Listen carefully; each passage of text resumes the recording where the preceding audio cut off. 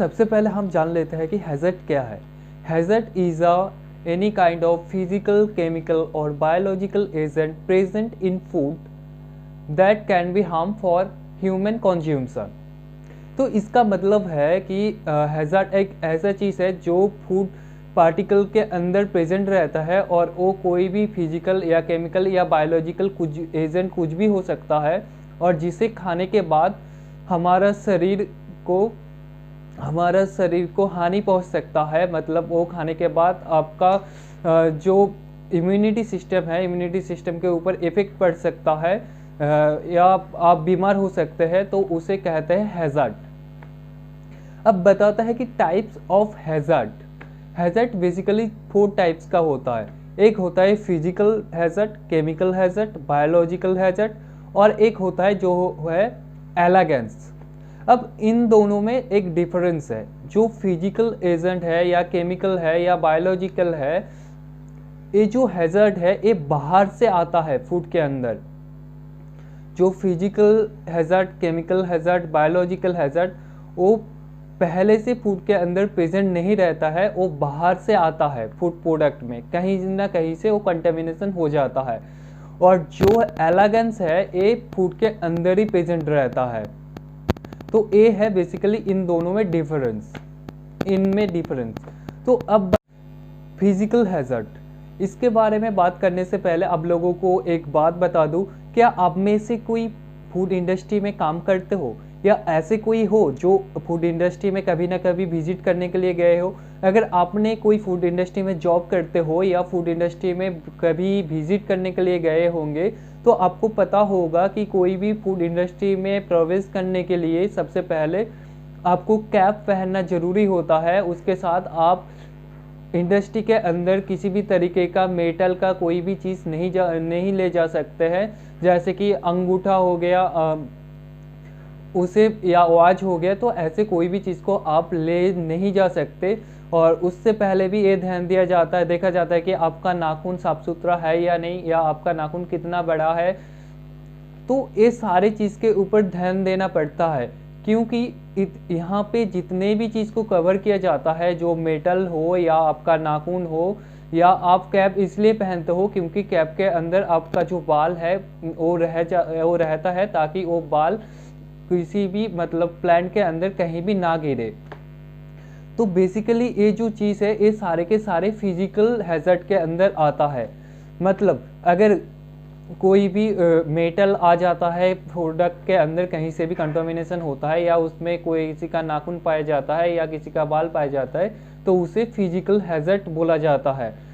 तो अब जान लेते हैं कि इसे कैसे कंट्रोल करें फिजिकल हैज़र्ड को। तो फिजिकल हैज़र्ड को कंट्रोल करने के लिए जो पहले जो रीज़न है, जो हमारा पर्सनल जो होता है, जैसे कि किसी भी मेटल का चीज़ जो हम पहन के जाते हैं इंडस्ट्री में, या हमारा नाखून या बाल, तो इसके लिए तो पहले ही ये व्यवस्था किया जाता है कि ये सब कुछ चेक करके आपको अंदर लाया जाता है। तो उसके बाद जो अगला जो रहता है, जो मेटल यहाँ, तो यहाँ से पता चलता है कि अगर आपका नाखून छोटा रहता है या साफ सुथरा रहता है, या आप कैप पहनते हो, तो आपका कोई भी चीज़ फूड प्रोडक्ट के अंदर जाने का इतना ज़्यादा चांसेस नहीं रहता है। तो इसका मतलब है कि आपका जो हैज़र्ड है, फिजिकल हैज़र्ड में जो आपका जो चीज़ आता है वो तो पहले से ही सुरक्षित हो जाता है। लेकिन फिर भी जो हमारा मशीनरी होता है, मशीनरी के अंदर सब मशीनरी तो मेटल का तैयार होता है। तो अगर कोई भी मेटल या प्लास्टिक जो मशीनरी है, अगर वो उसके अंदर आ जाता है, तो वो कैसे डिटेक्ट होगा?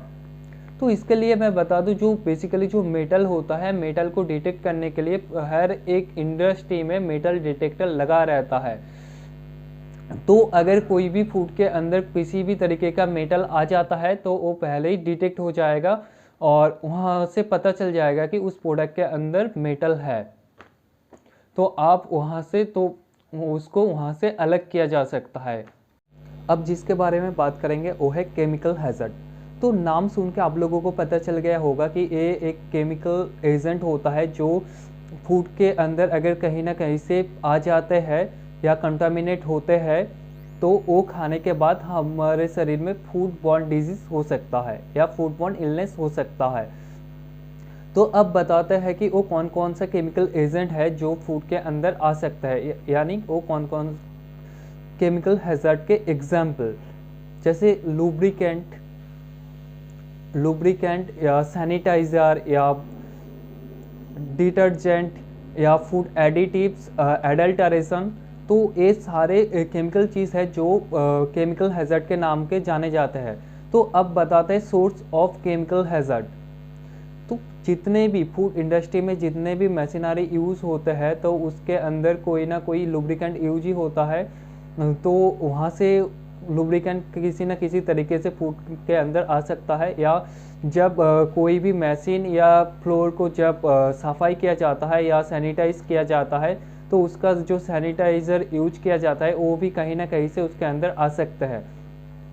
या जो फूड कुछ कुछ इंडस्ट्री में एडल्टरेशन ऐड किया जाता है फूड के अंदर, तो उस एडल्टरेशन के थ्रू भी केमिकल हैज़ार्ड आ सकते हैं फूड के अंदर। तो अब बताता है कि केमिकल हैज़ार्ड से कैसे बचा जाए या केमिकल हैज़ार्ड का कॉन्टेमिनेशन को कैसे रोका जाए। तो इसके लिए जब भी कोई मशीनरी स्टार्ट होता है, इंडस्ट्री जब भी स्टार्ट होता है तो उससे पहले हमें मशीनरी को चेक करना पड़ता है कि कहीं ऑयल तो नहीं गिरा हुआ है या कहीं लुब्रिकेंट तो नहीं गिर रहा है। तो सबसे पहले हमें वो चेकिंग कर लेना पड़ता है। या जब सैनिटाइज़ किया जाता है तो सैनिटाइज करने के बाद कुछ टाइम बाद प्रोडक्शन चालू करना पड़ता है, नहीं तो वो सैनिटाइज़र भी उसके अंदर आ सकता है। या इंडस्ट्री के अंदर बहुत सारे इंडस्ट्री के अंदर ऐसे भी होता है कि बहुत जगह पर उसका ऑयल या लुब्रिकेंट रखा हुआ रहता है कि जहाँ से क्रॉस कंटामिनेट हो सकता है, तो उसे सफाई करना पड़ता है। तो एक जगह पे कोई एक जगह पे उसे रखना पड़ता है। तो इंडस्ट्री के जहाँ पे प्रोडक्शन होता है तो उसके आसपास कोई भी लुब्रिकेंट या ऑयल या कोई भी केमिकल एजेंट को नहीं रखना चाहिए, तो हम वहाँ से केमिकल कंटामिनेट से बच सकते हैं। अब जिसके बारे में बात करेंगे वो है बायोलॉजिकल हैज़ार्ड। तो बायोलॉजिकल ये नाम सुन के आप लोगों के दिमाग में भी आ गया होगा कि हम यहाँ पे बेसिकली माइक्रो ऑर्गेनिज्म के बारे में बात करने वाले हैं। तो अगर कोई भी माइक्रो ऑर्गेनिज्म फूड के अंदर आ जाते हैं, कहीं ना कहीं से आते हैं, और वो खाने के बाद उस फूड को खाने के बाद हमारे शरीर में बीमार पड़ता है या फूड बॉर्न इलनेस तैयार होता है, तो हम उसे बायोलॉजिकल हैज़ार्ड कहते हैं। बायोलॉजिकल हैज़ार्ड बेसिकली दोनों टाइप का होता है, एक होता है इन्फेक्शन और एक होता है इंटॉक्सिकेशन। इनमें बस एक ही डिफरेंस है, जो एक है इन्फेक्शन। इन्फेक्शन में क्या होता है कि जो बायोलॉजिकल एजेंट होता है, मतलब हमारा माइक्रो ऑर्गेनिज्म, वो फूड के अंदर ही प्रेजेंट रहता है और हम जब फूड खाते हैं वो फूड के साथ हमारे शरीर के अंदर आ जाता है और उसके बाद वो हमारे शरीर के अंदर टॉक्सिन प्रोड्यूस करता है और जहाँ से हमारे शरीर बीमार होता है।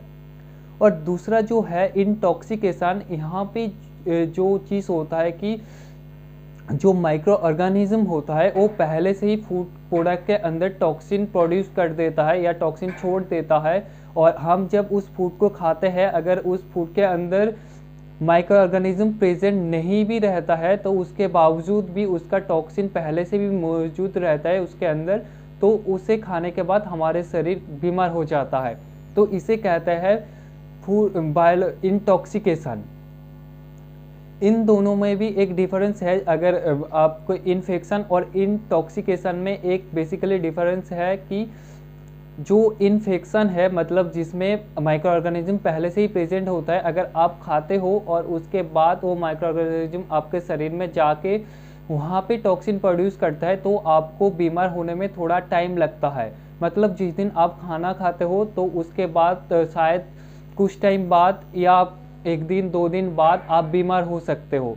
लेकिन जो इंटॉक्सिकेशन होता है जहाँ पे पहले से ही टॉक्सिन छोड़ा जाता है, मतलब टॉक्सिन प्रेजेंट रहता है फूड प्रोडक्ट के अंदर, तो आप उसी फूड को खाते हो तो आप खाने के बाद तुरंत ही बीमार हो सकते हो, मतलब थोड़े टाइम के अंदर ही आप बीमार हो सकते हो। तो एजेंट से कैसे बचा जाए? बेसिकली यहाँ पे जो प्रोसेस यूज होता है, जो जैसे कि स्टेरिलाइजेशन, जो मिल्क या वाटर के में दिया जाता है कि स्टेरिलाइजेशन जो टेम्परेचर का प्रोसेस है, हमारा यहाँ भी जब भी कोई फूड प्रोडक्ट तैयार होता है कि बहुत जगह पे स्टेरिलाइजेशन प्रोसेस यूज होता है या पास्चुराइजेशन प्रोसेस यूज होता है, जहाँ पे फूड प्रोडक्ट को हीट किया जाता है, तो उसके अंदर जो भी माइक्रो ऑर्गेनिज्म प्रेजेंट रहता है वो उस हीट के वजह से मारा जाता है। या किसी भी चीज़ जैसे कि स्नैक्स हो या बिस्किट हो, वहाँ पे भी बिस्किट के जब बिस्किट बनता है तो वहाँ पे बिस्किट को ओवन में रखा जाता है, तो वहाँ पे भी जो हीट ट्रीटमेंट होता है वहाँ पे माइक्रो ऑर्गेनिज्म मारा जाता है। या जो स्नैक्स के बारे में होता है कि स्नैक्स में फ्राई किया जाता है, प्रोडक्ट को फ्राई या बेकेड किया जाता है, तो वहाँ पे भी माइक्रो ऑर्गेनिज्म किल हो जाता है। तो उसके लिए फूड प्रोडक्ट के अंदर कोई भी माइक्रो ऑर्गेनिज्म प्रेजेंट नहीं रहता है। उसके बावजूद भी अगर कोई भी माइक्रो ऑर्गेनिज्म किसी भी फूड के अंदर, फूड प्रोडक्ट के अंदर प्रेजेंट रहता है, तो उसके लिए जो पैकिंग किया जाता है हमारा फूड प्रोडक्ट, तो पैकिंग करने के टाइम हम लोग मतलब किसी भी इंडस्ट्री में जो गैस यूज किया जाता है वो है नाइट्रोजन गैस। तो नाइट्रोजन गैस बेसिकली ऐसा गैस होता है जिसके अंदर कोई भी micro organism, specially aerobic micro organism जिंदा नहीं रह सकता। तो उसके वजह से वहाँ पे कोई भी माइक्रो ऑर्गेनिज्म अगर प्रेजेंट रहता है तो वो भी मर जाता है। अगर नाइट्रोजन गैस के अगर कोई ऐसा माइक्रो ऑर्गेनिज्म हो जो नाइट्रोजन गैस में जिंदा रह सकता है, मतलब वो एरोबिक ना हो, एनाएरोबिक हो और वो जिंदा रह जाता है, तो वहाँ पे कैसे मेंटेन किया जाता है? तो इसके लिए हमारे जो फूड प्रोडक्ट है, फूड प्रोडक्ट के अंदर मॉइस्चर बहुत ही कम रखा जाता है, जिस मॉइस्चर में कोई भी माइक्रो ऑर्गेनिज्म ग्रो नहीं कर पाता। क्योंकि किसी भी, आपको भी पता है कि हम लोगों को जिंदा रहने के लिए भी वाटर पीना पड़ता है बेसिकली। तो अगर वाटर हमें नहीं मिलेगा तो हम भी मर जाएंगे सब। तो ऐसे ही जब किसी भी फूड प्रोडक्ट के अंदर अगर माइक्रो ऑर्गेनिज्म आ भी जाता है तो उसके अंदर मॉइस्चर इतना कम रहता है, मतलब उसके अंदर वाटर का परसेंटेज इतना कम रहता है कि उस मॉइस्चर में कोई भी माइक्रो ऑर्गेनिज्म खुद को ग्रो नहीं कर पाता है। तो इसके लिए ऐसे ही जो बायोलॉजिकल हैजर्ड है उसे रखा जाता है, उसे रुका जाता है। और जो चौथा हैजर्ड है वो है एलागेंस। इस वीडियो में मैं इसके बारे में ज़्यादा कुछ बताऊंगा नहीं, क्योंकि इसके ऊपर मैं एक दूसरा वीडियो बनाने वाला हूँ। तो इस वीडियो में बस इतना ही बताऊंगा कि एलागेंस एक ऐसा फूड प्रोडक्ट एक फूड के अंदर ही प्रेजेंट रहता है। एक बेसिकली फूड पार्टिकल्स ही होते हैं, लेकिन एक खाने के बाद हमारे शरीर में एलर्जी होते हैं, तो एलर्जिक रिएक्शन होते हैं। तो ये बेसिकली कोई भी हार्मफुल चीज़ फूड तो नहीं होता है, लेकिन इसमें जो प्रोटीन रहता है बेसिकली उसके वजह से ही हमारे शरीर में एक रिएक्शन होता है, एलर्जेटिक रिएक्शन होता है, जिसके वजह से हमारे शरीर में एलर्जी प्रोड्यूस होता है। तो इसे कहते हैं एलागेंस।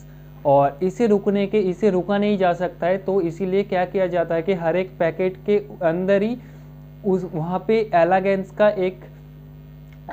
एलागेंस बोल के लिखा जाता है। वहाँ पे सब लोगों को बताया जाता है कि हमारे इस प्रोडक्ट में इस प्रोटीन है या